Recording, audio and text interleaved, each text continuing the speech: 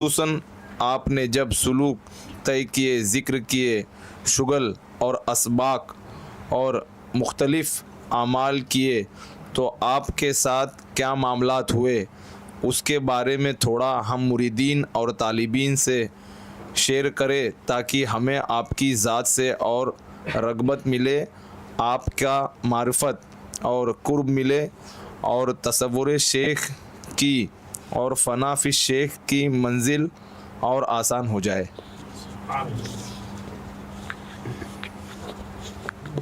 दर हकीकत कहते हैं कि अपनी तारीफ़ अपने मुंह से क्या करना बराबर है, अपने मुँह मिट्ठू बनने वाला हिसाब किताब है ये।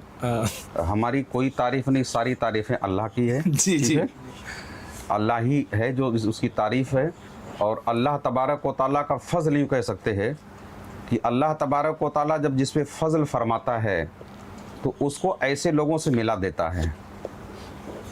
मेरी शुरुआत से फितरत ये रही कि आज तक कभी मैंने बच्चों में नहीं खेला, बच्चों को खेल मुझे कुछ आते ही नहीं, क्योंकि बचपन से ही मेरी फितरत में ये मेरी आदत में ये चीज़ थी कि बच्चे हमारे हम उम्र हमको पसंद ही नहीं आते थे, तो हम ज़ईफ़ों के बूढ़ों के बीच में जाके बैठते, तो उनसे जो कहानियाँ, और भी पढ़े लिखे लोग है ना, तो ये भी जैसे उन्होंने सवाल किया तो इसमें तजुर्बे की बात बता रहा हूँ।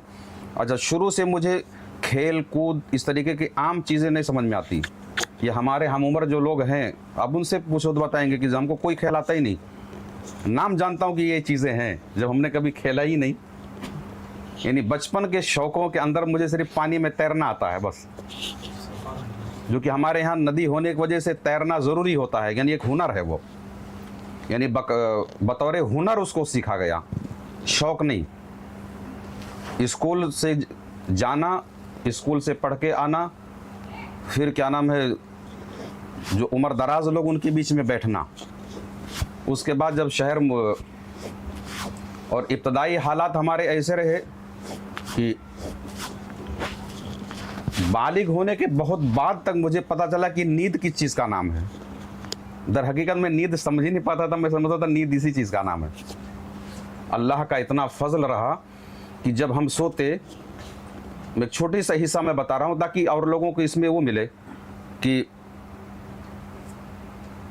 नींद जब हमें आवे तो इसको बहुत दिन तक के, यानी हम समझते रहे कि शायद सबकी नींद इसी का नाम है, यानी आँख बंद हुई तो हम उसमें जो है परवास करना शुरू करें, यानी पर निकल जावे, उड़ना शुरू करे, तो अजीब नज़ारे और एक अजीब पुरकशिश मंज़र ऊपर नज़र आए, और पर्दे, उन पर्दों के करीब जा जा करके उन पर्दों की इतनी खूबसूरती, उसमें जो इबारतें लिखी हो, यानी तसव्वुर में उसको नहीं लाया जा सकता है, यानी उसको देखकर ही आदमी फरेफ्ता हो जावे। तो जैसे जैसे उससे करीब जाओ उस पर्दे के, तो उसकी फरेफ्तगी और उसका हुस्न इतना मानूस करे कि उससे जाके चिपक जाओ, कुछ टाइम चिपके रहो, फिर वो पर्दे हटते फिर आगे जाओ।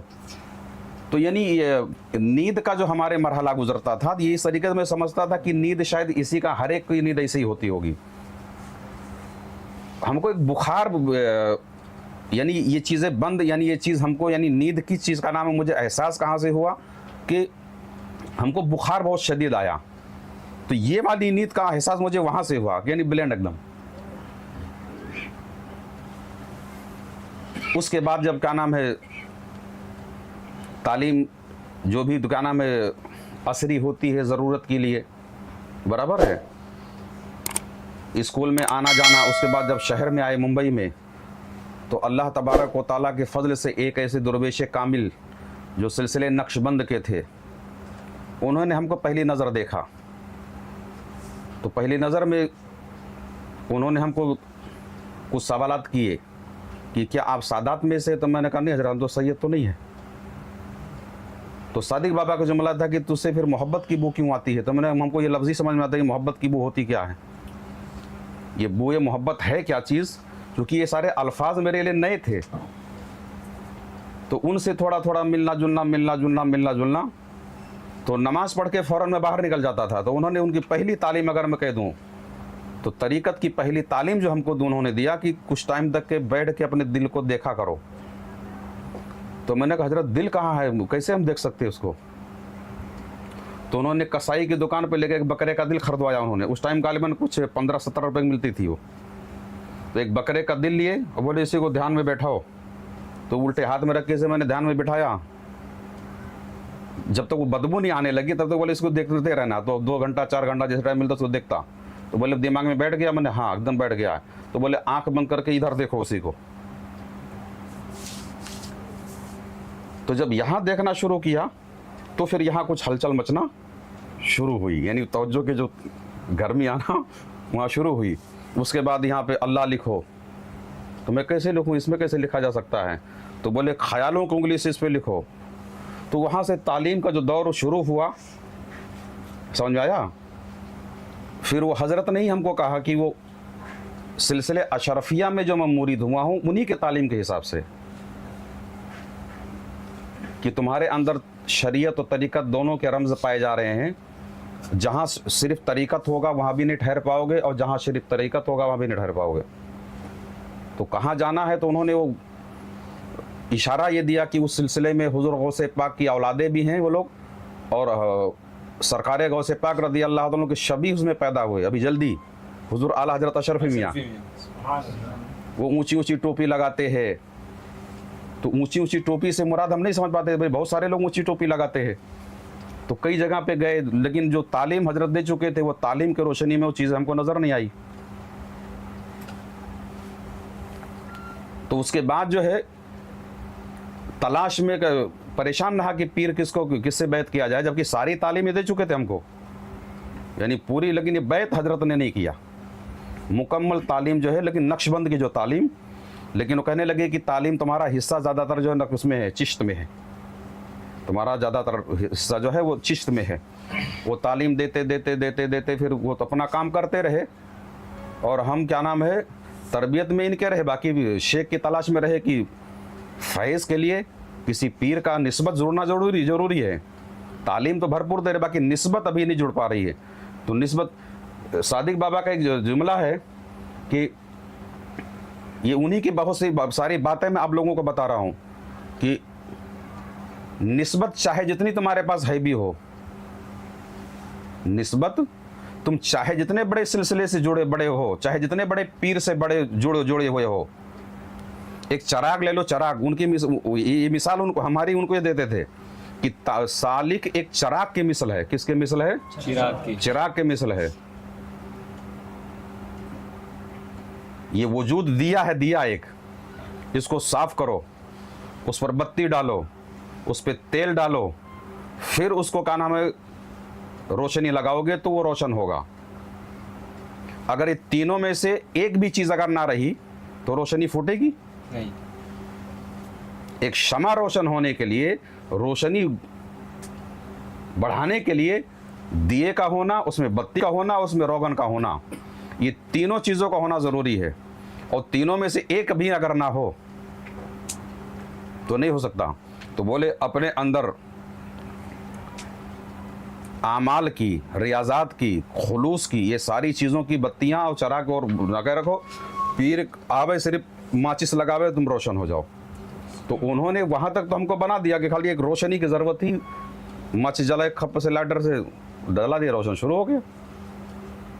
तो एक तालिबे सादिक एक मिसले चराग के है। अब अगर उसमें तेल ना हो और तुम लाइटर पे लाइटर जलाए जाओ तो धूमक सिवा रोशनी निकलेगी उसमें। और अगर बत्ती ना हो, तेल में डायरेक्ट आग तो लगेगी नहीं। तो मुकम्मल शमा रोशन होने के लिए एक चिराग, उसमें बत्ती और उसमें तेल, इन तीनों का होना ज़रूरी है। बराबर है? तो इस तरीके से उस पर तो बहुत सारे आप लोगों ने काम को शुरू किया था। तो कहाँ गया वो काम? मैं हजरत यही बोलने वाला था जी। वो रिटर्न रेडी है, लेकिन उन लोग खास मौके का वो कर रहे थे कि 1 लाख सब्सक्राइबर हो हमारे, तो इंशाल्लाह फिर हम उस पर काम करें। वो पॉडकास्ट की जैसी कर लेना उसको, सवालात और जवाबात हजरत के। जो इन्होंने सवाल किया है ये लोगों ने जमा किया है, हो गया मुझे लगता है 1 साल के आसपास हो चुका है। उसमें बहुत सारी चीज़ें और भी है, हम आपको बताएंगे। और हमारी इस लाइन में आने की सबसे पहली खुशखबरी जो है, बहुत सारे लोग जानते हो कि हमारे वालिदा इसको बताती थी, हमारे वालिद साहब अभी भी है अल्हम्दुलिल्लाह, कि हमारे सबसे बड़े एक भाई, उसके बाद एक हमसे बड़े 2 भाई और एक बहन।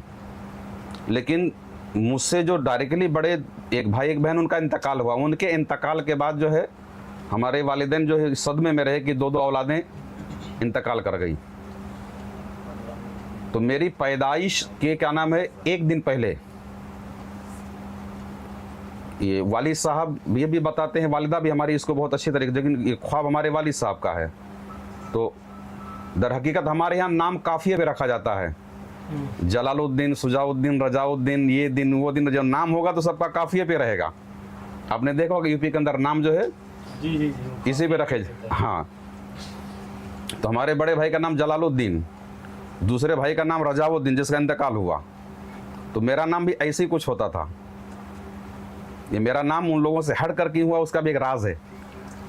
तो हमारे पैदाइश के ये वाली साहब का बयान है ये, कि हमारे पैदाइश के 1 दिन पहले ये सोए तो रात में एक बुजुर्ग आए।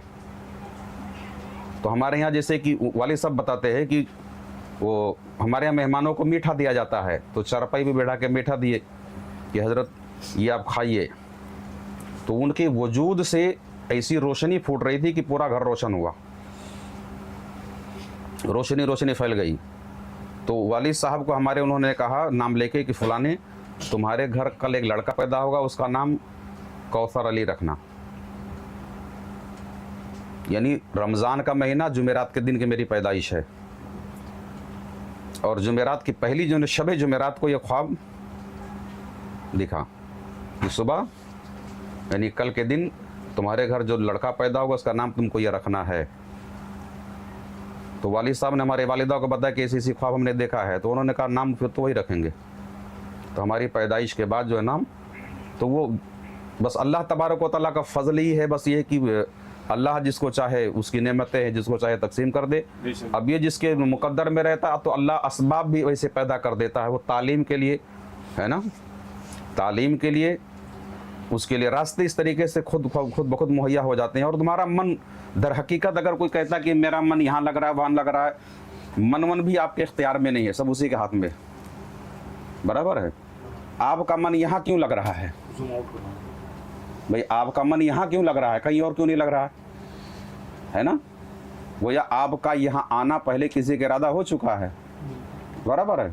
यानी आपको यहाँ लाया गया है, आप आए नहीं हो, लाए गए हो। और कोई आदमी भागता नहीं, भगाया गया होता है। मजलिस में आए नहीं हो, लाए गए हो। और कोई आदमी मजलिस से भागता नहीं है, वो भगाया गया होता है। तो ऐसा कुछ ना करो कि भगाए जाओ, ऐसे करो कि लाए जाओ, बुलाए जाओ।